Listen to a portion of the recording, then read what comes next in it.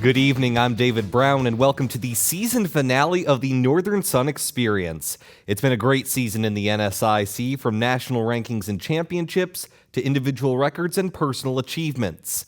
And to honor the 2014-2015 school year, we're counting down the top 25 plays of the season. And we're going to start with the most recent top play from the NSIC Softball Championship. At number 25, Winona State's Natalie Kalmus doesn't miss this opportunity. She catches the Augustana flyout in right center, then fires back to first for the inning-ending double play. Great instincts in the field as the Warriors top the Vikings to claim the NSIC tournament crown. For number 24, we switch to hoops. Minot State's Alex Haley fakes out everyone as she drives baseline for the layup against Minnesota Duluth. Haley does a great job sucking in the defense, and the stutter step freezes the help side defender, leading to one of the easiest baskets of the season. From a Beaver on the run to some Beavers trying to stop a run, but they would prove unsuccessful in play number 23, as Sioux Falls running back Nephi Garcia goes left, cuts back, and spins away for this 64-yard touchdown.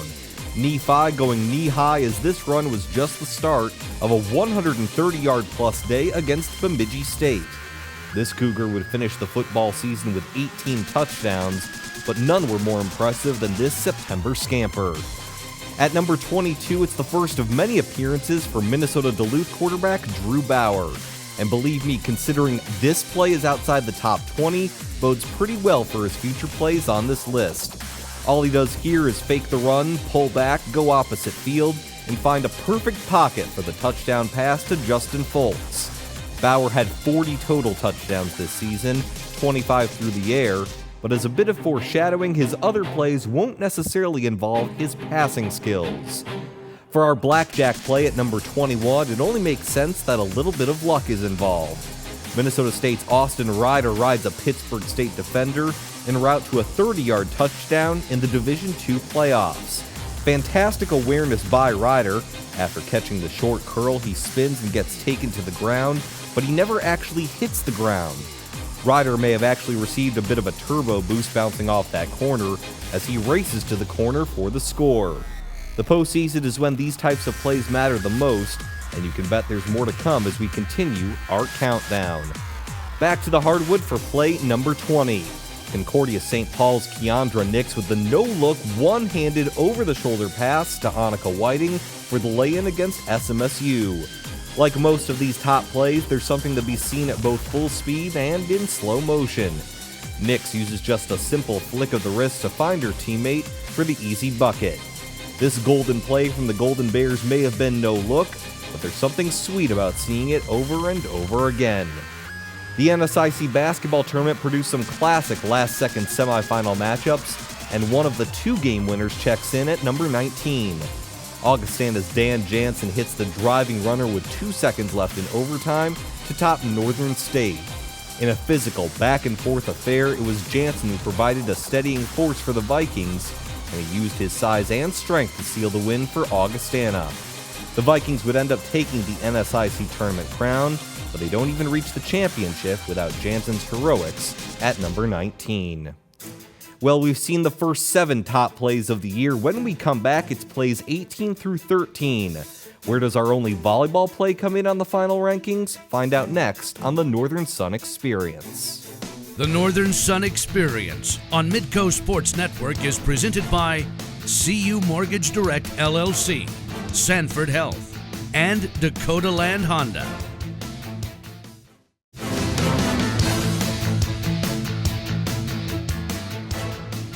Welcome back to the Northern Sun Experience. Well, we've seen plays 25 through 19, and let's get right back to the countdown, and we start off with a kick.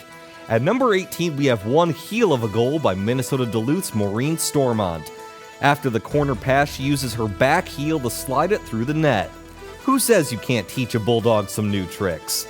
Stormont's goal was the lone score in a 1-0 victory over St. Cloud State, and her heel turn starts part 2 of our top 25 countdown.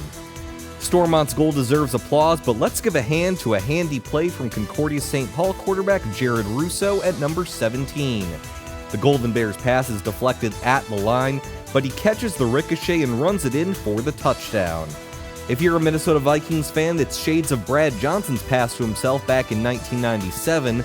Now, Russo was 5 at that time, but this one counts for 6.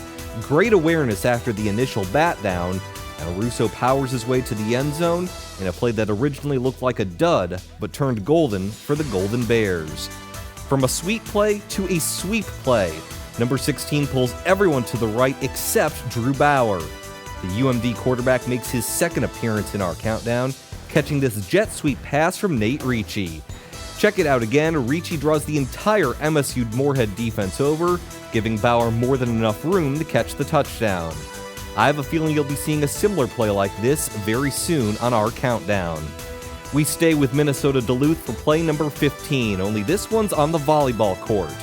The Bulldogs' Katie Ledwell goes over the scores table for the save, and eventually Southwest Minnesota State cannot return it. A heads-up play and an all-out play by Ledwell, who saved the point and saved the game for UMD. You wouldn't expect anything less from a senior leader. For number 14, we go to Beyonce fan Cordell Smith because everything he needs for this play is on his arm to the left. The Concordia St. Paul receiver hauls in the 35-yard one-handed touchdown against Winona State. That score would give the Golden Bears a lead they would never relinquish against the Warriors, thanks to the one-handed acrobatics of Mr. 2-3. While we stick with our one-handed theme for play number 13, as St. Cloud State's James Fort brings the house down with this sick alley-oop against SMSU. Here it is again, Kevin Lewandowski with the great pass, and Fort glides in from the right side and slams it home on the left. The pass, the degree of difficulty, and the smooth, powerful flush make this a great play from start to finish. When we come back on the Northern Sun Experience, we take a break from our top plays to highlight an important effort by the NSIC to raise money for charity.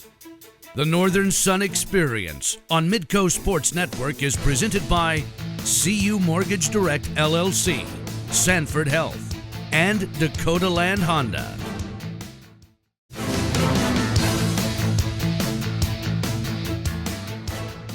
Welcome back to the Northern Sun Experience. Here's a quick update on some of the postseason opportunities NSIC teams had this past week. And unfortunately, from a baseball and softball perspective, St. Cloud State and Augustana fell short of their ultimate goals. The Huskies baseball team lost to Henderson State out of Arkansas in the Central Region Championship held in St. Cloud. The Reddies were the lowest-ranked team in the region, but they managed to beat the Huskies in the first game of the tournament and the last game of the tournament.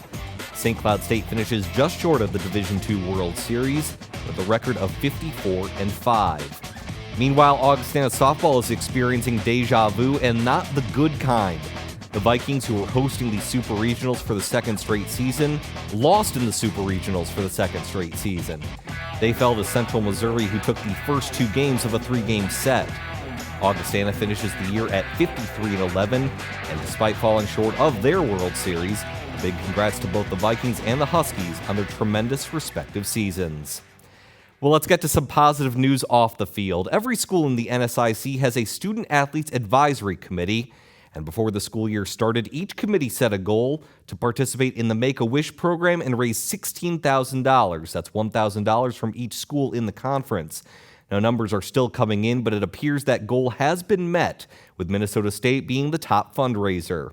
Mavericks baseball player Connor McCallum says it's important for student athletes to give back to their communities. As a whole conference, getting everybody to raise $1,000 was pretty incredible to hear that as a conference we could achieve that goal, and it meant a lot just because so we could just give that money back towards a good cause. Just to make an impact for those foundations like Make-A-Wish it's amazing, just because we are making a difference, and to know that it's a really good feeling. Now, every year, the NSIC and Student Athlete Advisory Committees have an annual summit to provide discourse on leadership and new ideas. Here's what some student athletes had to say about the impact the summit makes on their lives.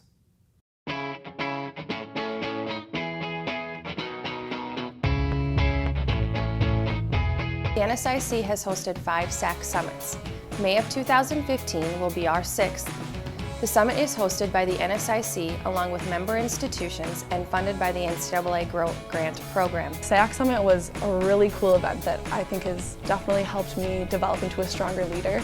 Immediately when we got there, we were kind of pushed outside our comfort zones, which forces you to grow. You're not going to grow as a person or as a leader unless you kind of are exposed to change. So we immediately were interacting with other student athletes and SAAC members from different schools in the conference. Attending the SAAC Summit helped me to understand more of what kind of leaders are needed in the athletic world and the collegiate world. We go from competing against each other to cheering each other on and supporting each other in events such as the high ropes course and salsa dancing. So it's a great experience to come together and really support each other as a conference. Not only did we have speakers come in and talk to us about things that are important for leadership, such as being good representatives, being smart with your media use, and just kind of like team building and how to work with other people. We've gotten some really good feedback when it comes to that meeting. This year I think we're going to roll into an even greater event with having it be less formal so that they can continue building those relationships with their presidents or chancellors on their campus. And then we also got to do a high ropes course, which really focused on communication and pushing yourself outside your boundaries. And I think that's really important in developing also, because unless you're challenged, you're not going to grow. And communication is, I think, one of the most important skills for a leader. To be able to effectively communicate your ideas with others is the only way that anything's going to get changed. We're only with each other for a couple days, but being able to support each other and going through all these activities really brings us close. I still talk to some people that I met last summer, so it's just a great opportunity to bring a conference together and support each other as student athletes. At the SAAC Summit, my favorite part was being with all the other athletes from the other schools, because we don't get to sit down and talk to our opponents that often, but getting an understanding of what they're going through at their schools and kind of similarities and differences there are. It helps us understand our conference as a whole. When we come back on the Northern Sun Experience, we return to our top 25 countdown and continue with the top 12 plays of the year. And you may very well see the longest touchdown run this season. The Northern Sun Experience on Midco Sports Network is presented by CU Mortgage Direct LLC, Sanford Health, and Dakota Land Honda.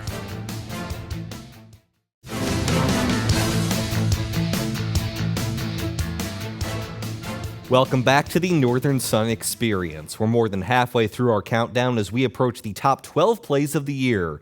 And we start the final dozen with some extra efforts from Minnesota State. At number 12, it's a fling and a prayer from the Maverick Zach Monahan. MSU senior leader saves the rebound from going out of bounds and gets it ahead to Connor Miller for the two-handed flush. Great instinct by Monahan, as well as the presence of mind to fire off that kind of pass to a wide-open teammate. Now in this case, the Mavericks' pass was on point. For play number 11, the pass is not on point, but it's the catch that makes up for it. Just call Dorian Buford Nelly because he needs a tip drill to complete this 56-yard touchdown against Winona State. Take another look. The pass from Nick Piracini is well underthrown and nearly picked off by the Warriors, but Buford stays with the play and ends up tipping it to himself for the score. That helped Minnesota State top Winona State and land Buford just outside the top 10. Our time may be getting shorter on this top 25 countdown, but play number 10 is definitely the longest. Upper Iowa's Chris Smith had a ton of highlight reel runs, but none of them quite topped this 99-yarder against Bemidji State. For obvious reasons, it's the longest run in Peacock history, and it was the hallmark of a great season for the senior, who rushed for 1,180 yards and 19 touchdowns, as Upper Iowa completed back-to-back winning campaigns. We've got a three-pointer that packs 3 times the punch at number 9. Wayne State's Trey Vandenberg lives up to his name by hitting a runaway tray at the buzzer to top UMary. Vandenberg gets out in front of the pack and lets the runner go as time expires. Not only was it a 3, not only did it win the game, but it was done by someone with the Trey name. The rule of 3 on this 3 multiplies to play number 9. At number 8, we go back to the gridiron but stick with Wayne State for more one-handed theatrics. This time it's Cole McDaniel with the left-handed grab on 4th down for the Wildcat touchdown. The pass from an escaping Zach Osborne is a little overthrown, but McDaniel makes the great adjustment to haul it in for the score against Concordia St. Paul. McDaniel had 7 touchdowns this past season for Wayne State, but none of them looked better than number 8. For number 7, Winona State starts to get tricky. Off the play action end around, Jack Nelson finds Alan May for the 57-yard touchdown against Minnesota Duluth. Check it out again in slow motion. Nelson is quite the magician with his hands, both with the fake handoff and with the throw to May. The Warriors' sleight of hand may come in later on this countdown, but for now it's going to be May at number 7. When we come back on the Northern Sun Experience, the top 6 plays of the year. They include 4 football plays, 1 basketball play, and 1 soccer play. See where the chips fall next. The Northern Sun Experience on Midco Sports Network is presented by CU Mortgage Direct LLC, Sanford Health, and Dakota Land Honda.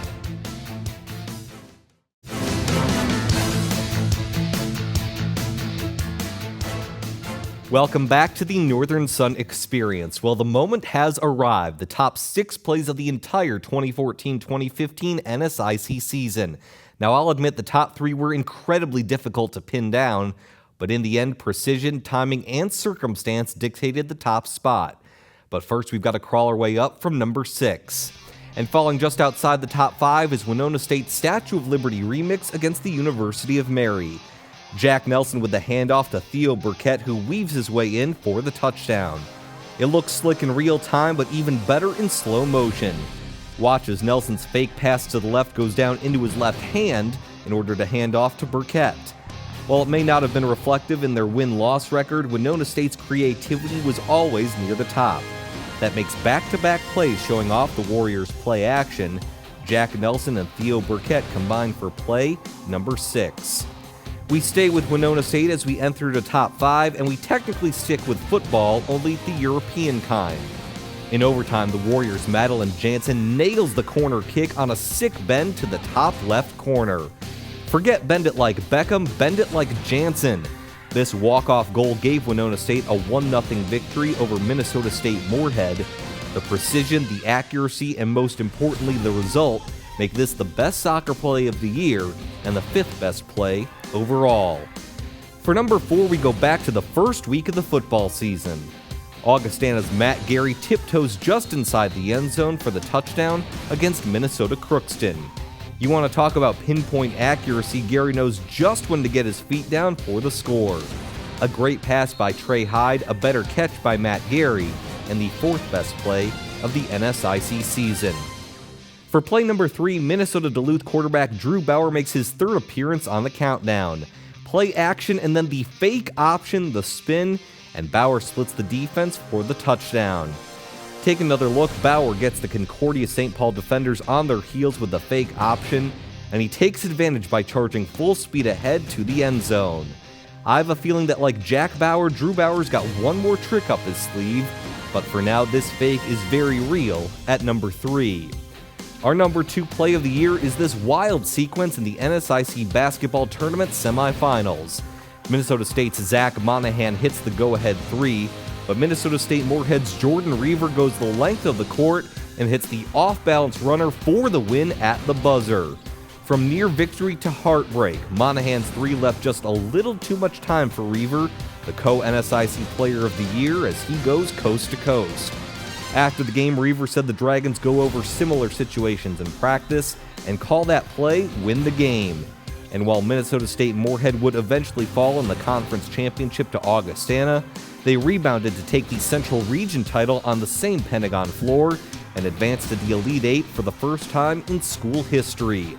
Reaver's heroics played a role in the Dragons' historic season, and his running winner comes in 2nd place. So what could possibly top the last play in a postseason game? The answer, the last play in a postseason game. Our number 1 play of the year is Minnesota Duluth's walk-off touchdown in the Division II playoffs against Ouachita Baptist University in Arkansas. Drew Bauer making his 4th and final appearance in the top 25 Hands off to Zach Zweifel on the jet sweep, who fires the perfect pass to Bauer in the end zone for the 48-45 win in overtime. So many factors go into making this the number one play. Minnesota Duluth in the Division II playoffs, the season on the line, playing in a hostile environment in overtime, and executing one of the most precise passes you will ever see, and that pass comes from a wide receiver. Washita Baptist defender is actually in pretty good position, but as many football legends will tell you, there's no defense for the perfect pass. Minnesota Duluth's playoff walk-off is officially the number one play of the 2014-2015 NSIC sports season. For one final time, a thank you to all 16 NSIC member schools, all of their sports information directors, various production companies from around the Midwest, and the conference itself for providing video during the entire school year. We hope you've enjoyed the first season of weekly recaps and highlights from one of the best Division II conferences around. We'll be back this September for Season 2 of the Northern Sun Experience, and we leave you with Washita Baptist's radio call of the number one play of the year. We will see you next season on the Northern Sun Experience. Man in motion left to right. They give on the end around. Now they're going to pass it back to the quarterback. He's in the end zone. He makes the catch and the Bulldogs win. A touchdown pass to Drew Bauer. The Minnesota Duluth team storms the field